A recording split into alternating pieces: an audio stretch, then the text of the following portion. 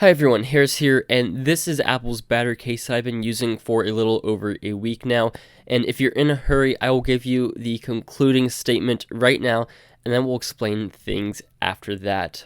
At the end of the day, this is a case that adds a lot of bulk to your phone, which battery cases pretty much always do, has an awkward design, but nice lightning integration, and wireless charging is a big plus. But unless wireless charging is a make or break feature for you, I would go for a $40 battery case from Amazon.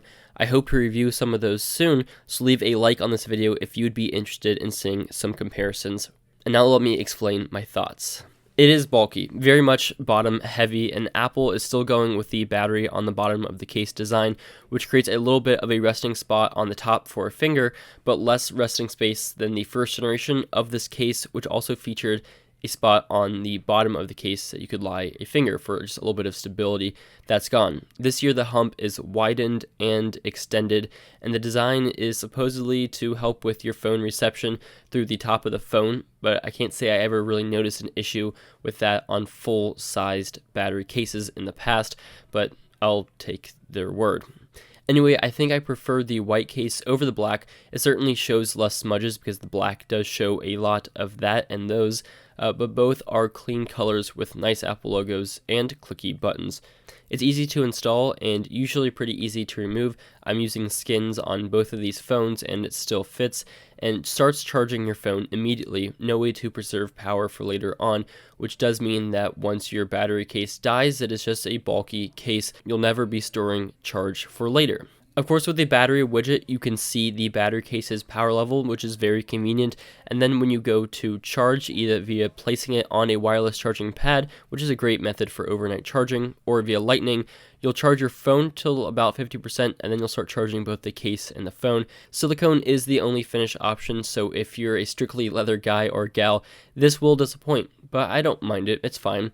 It slides in and out of pockets without any noticeable problems. And what's nice is that you will get some protection if you drop this on the back. You've got a lot of silicone and protection there.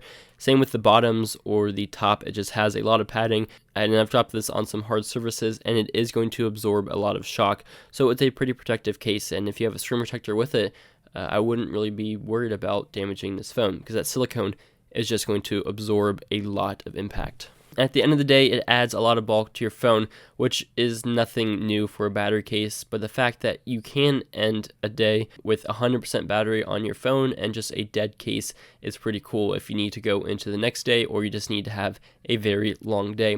This is what this is for. Not quite a weekend trip phone, but if you just bring a wireless charging mat or just bring your lightning cable and maybe you charge this once, you could get 3 days out of this combo with one charge, and that's not bad. In fact, that's pretty good. So like I said at the very beginning, this is a nice case. It is bulky, has that awkward design, but the lightning integration is really what you're paying for here. It is a big plus that you can wireless charge the case because not many cases can do that, and typically if they do, they're going to cost a similar amount to this one. But like I said at the beginning, I do hope to test out some other battery cases soon.